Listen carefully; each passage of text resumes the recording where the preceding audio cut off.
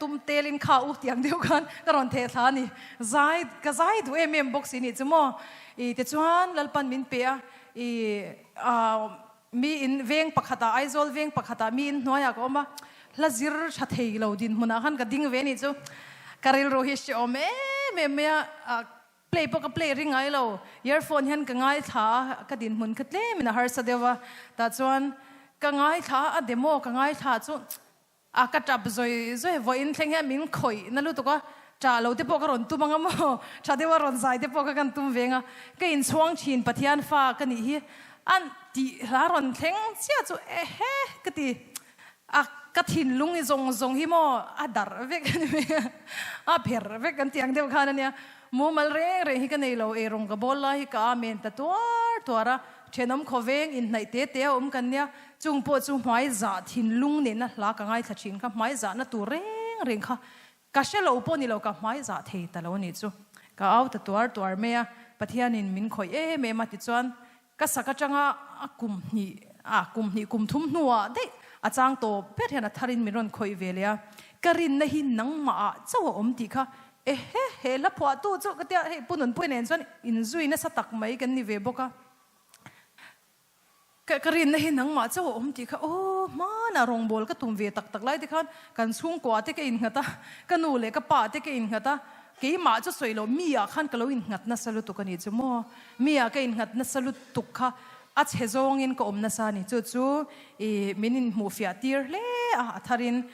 วันน่ะพอเฮียนปะเทียนเราปุยนารอนสักกันดูฉันสุขังเทสมุนิโตยค่ะหันเจ้าค่ะกันดูบอกกันนี่ปะเทียนเราปุยนานกันสังเอ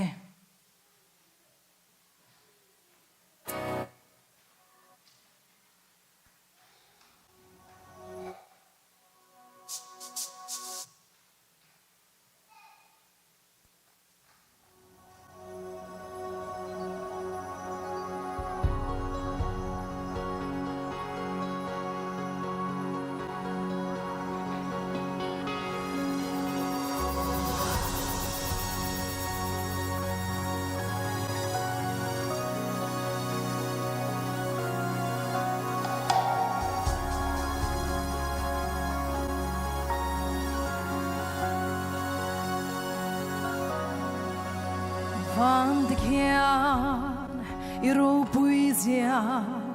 an lanti leilung le tui fin readita ani kovel fin hian hialchi ma se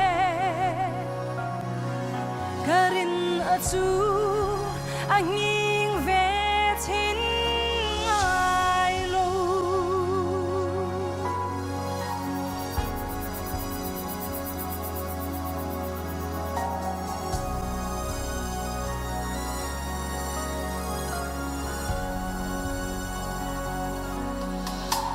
ta pathian ai ro pui an om lo ta pathian ai thil di thei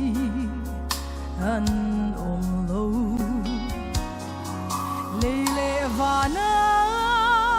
lal om chun ani engkim siama engkim nei tu ani ama fakir Kazai zela Karin atsuan Atisen huming pe Kalalani Kanun shuai tu leventu Anung gasya Katin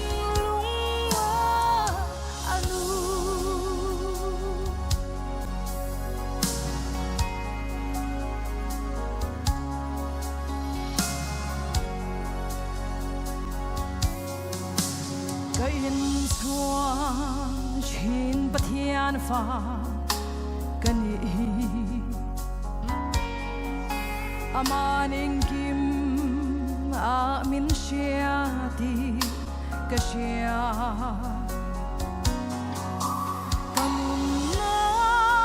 ka kong shuai tu ro pui kanun lai mu ka in nga na ani pathian fakir kazai kazai zela karin atsuan atisen lumin pe kalalani kanun shuai tu leventu anung kashia kadhin lungwa anu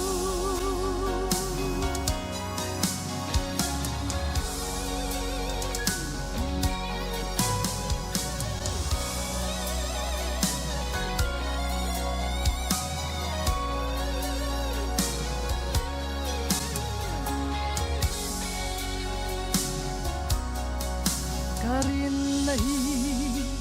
nang maatsaw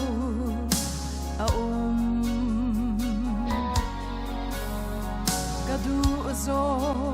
zong zong nei tu inia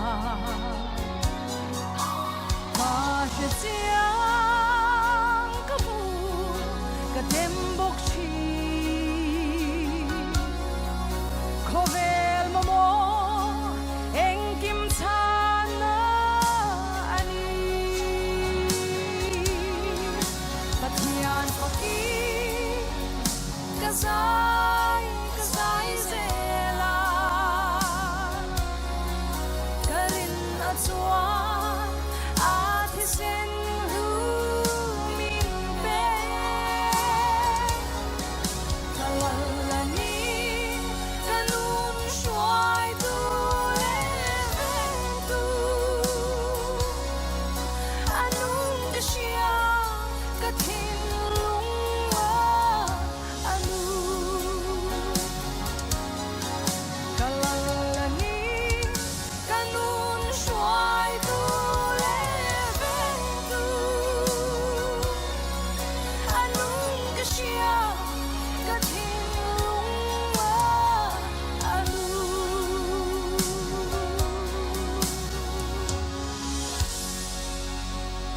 Amen.